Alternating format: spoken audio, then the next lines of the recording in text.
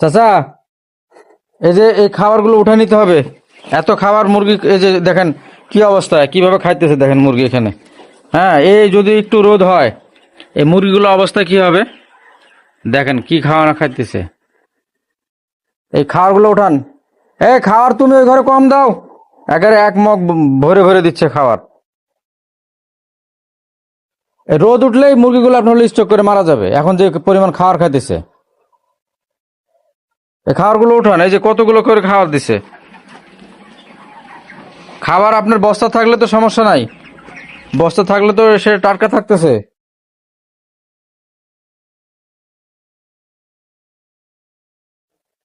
এখন এই মুরগির আপনার হলো খাবারের দরকার নাই, এই মুরগির দরকার এখন হলো আরামের।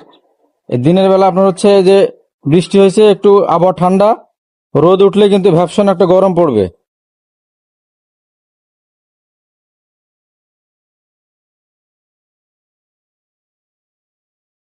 মুরগিগুলো সুন্দর আছে, কিন্তু খেয়াল রাখতে হবে এই বেলা 11টা থেকে বিকেল 5টা পর্যন্ত এক মুঠ, এক মুঠ বা 2 মুঠ করে খাবার দিতে হবে। তা না হলে এই গরমের মধ্যে যত বেশি খাবার খাবে মুরগি, হিট স্ট্রোকের পরিমাণটা বাড়বে, আর মর্টালিটিও হতে পারে।